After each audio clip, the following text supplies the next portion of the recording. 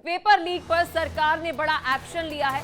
National testing agency मामले में high level committee का गठन हुआ है। ये इस वक्त की बड़ी खबर आपको बता रहे हैं। शिक्षा मंत्रालय ने 7 सदस्यीय कमेटी बनाई है। परीक्षा प्रक्रिया में सुधार पर सुझाव ये कमेटी देगी। 2 महीने में शिक्षा मंत्रालय को रिपोर्ट देने की भी जिम्मेदारी इस कमेटी पर है। राधाकृष्ण अध्यक्षता में ये कमेटी का बता दें कि गठन हुआ है और इसरो के पूर्व अध्यक्ष राधाकृष्ण हैं, उनको आपको बता दें कि ये जिम्मेदारी जो है वह सौंपी गई। बड़ी खबर आपको दिल्ली से बता रहे हैं क्योंकि एक तरफ एनटीए के ऊपर कई सारे सवाल जो है वे खड़े हो रहे हैं, पेपर लीक के ऊपर कई सारे सवाल खड़े हो रहे हैं। खबर पर और अधिक जानकारी के साथ हमारे सहयोगी रजनीश हमारे साथ सीधा दिल्ली से जुड़ चुके हैं। रजनीश, क्या कुछ अपडेट, क्योंकि समय की मांग थी कि कोई कमेटी गठन की जाए, कोई जांच की जाए और अब ये बड़ी जानकारी सामने आ रही है कि हाई लेवल कमेटी का गठन हुआ है। क्या कुछ अपडेट?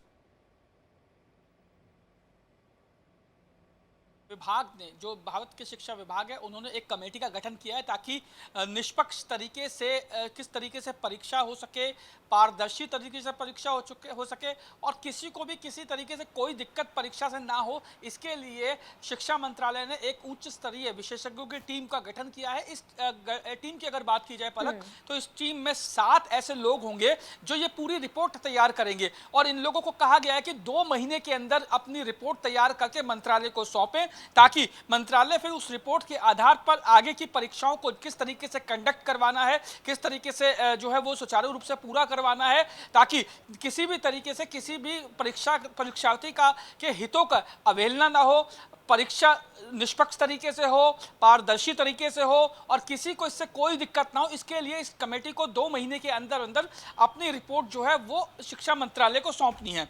इसके इतर अगर बात की जाए तो कांग्रेस की प्रियंका गांधी वाड्रा ने एनटीए पर गंभीर आरोप लगाए हैं। इन्होंने एनटीए को एक जो जालसाजी भ्रष्टाचार वाली संस्था बताया है। इसको लेके कहा है कि छात्रों के हितों का ध्यान नहीं रखती है। ये तमाम ऐसी चीजें हैं जो अभी इस समय जो शिक्षा मंत्रालय के अगेंस्ट इस समय बयान आ रहे हैं, आंदोलन हो रहे हैं। ऐसे में कमेटी की बात करते हैं क्योंकि विपक्ष तो लगातार हमलावर है और विपक्ष जरूर इस मुद्दे को उठाए क्योंकि जरूरी भी है। लेकिन जब हम इस कमेटी की बात कर रहे हैं तो 2 महीने के अंदर रिपोर्ट तैयार करनी है, क्या कुछ जिम्मेदारी रहेगी? क्या इसमें यह भी जिम्मेदारी रहेगी कि नेशनल टेस्टिंग एजेंसी के अंदर ये जो अधिकारियों के अंदर लूप होल है उस पर भी चर्चा हो, पूरी इन्वेस्टिगेशन जो है वह की जाए, किस तरीके से सुधार लाया जा सकता है, इसमें भी पूरी रिपोर्ट तैयार की जाएगी? क्या जानकारी है रजनीश? देखिए पलक, इसमें ओवरऑल रिपोर्ट जाएगी कि परीक्षा किस तरीके से निष्पक्ष तरीके से हो, अधिकारियों की क्या ड्यूटीज रहें ताकि परीक्षार्थियों को दिक्कतें ना हो, सेंटर को लेके दिक्कतें ना हो और किसी भी छात्र के हितों को अनदेखा ना किया जाए। ये तमाम ऐसी चीजें हैं। ये एक आप कहें विंग्स कह सकते हैं।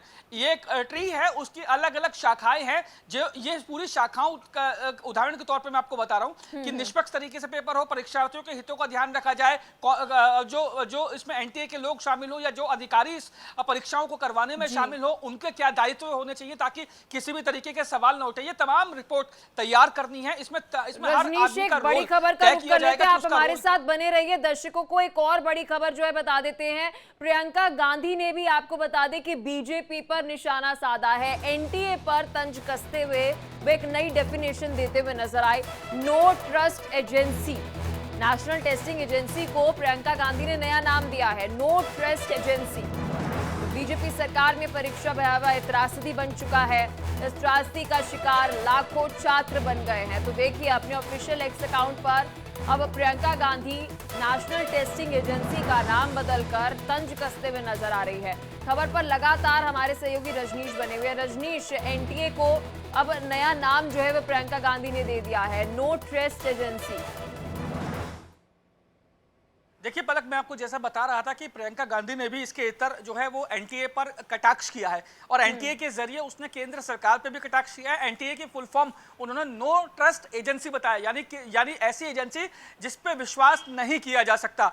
ऐसे में ये भी प्रियंका गांधी ने लिखा है कि छात्रों के हितों को नहीं देखा जाता, उनको अनदेखा किया जाता है। तो ये तमाम ऐसी चीजें हैं जिसको लेकर इस समय शिक्षा विभाग के ऊपर जो है वो उंगलियां उठ रही हैं। और क्योंकि एनटीए में जिस तरीके से पेपर लीक की जो बात आई, सुप्रीम कोर्ट मामला चला गया, उसके बाद नेट का पेपर कैंसिल करना पड़ा, सीबीआई को जांच देनी पड़ी। ये तमाम ऐसी घटनाएं हैं जिन्होंने विपक्षियों को शिक्षा मंत्रालय या ये कहा जाए केंद्र सरकार पर हमला बोलने का एक मौका दे दिया। और यही कारण है कि शिक्षा मंत्रालय ने कदम उठाते हुए एक उच्च स्तरीय विशेषज्ञों की टीम का गठन कर दिया है। 7 सदस्य इसमें हैं ताकि इस तरीके के आरोपों को जो है वो भविष्य में एनटीए और क्या केंद्र हम सरकार कह पर ना सकते हैं, लगे। क्योंकि इस इसके वक्त लिए विपक्ष की तरफ से, ना केवल कांग्रेस की तरफ से, आम आदमी पार्टी की तरफ से एक प्रेशर पॉलिटिक्स जो है वो करने की कोशिश की जा रही है, तो क्या अब सड़क से लेकर सदन तक भी ये मुद्दा जो है वो उठाने की कोशिश जरूर रहेगी?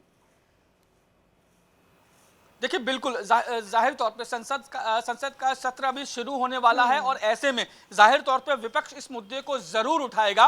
इसके साथ साथ जो है वो तमाम ऐसी चीजें हैं, भ्रष्टाचार को लेकर, एनटीए को लेकर, पेपर लीक को लेकर, सीबीआई जांच को लेकर, छात्रों के हितों की अवहेलना को लेकर, तमाम ऐसे मुद्दे हैं जो मुझे लगता है कि संसद के सत्र में उठाई जाएगी। अब से कुछ ही दिनों के बाद वो संसद का सत्र शुरू होने वाला है और ऐसे में विपक्ष पूरी तैयारी कर रहा है, ना सिर्फ सड़क पर बल्कि, क्योंकि आपने देखा होगा कि एनएसयूआई हो या दूसरे लेफ्ट विंग के छात्र संगठन हो, वो तमाम इन चीजों को लेकर सड़क पे उतरे हैं। उन्होंने शिक्षा मंत्रालय का घेराव किया है, शिक्षा मंत्री से बात की है और ऐसे में ये जाहिर तौर पे, पुख्ता तौर पे कहा जा सकता है कि अब विपक्ष पूरी तैयारी कर रहा होगा ताकि सदन में केंद्र सरकार और शिक्षा विभाग को घेरा जा सके।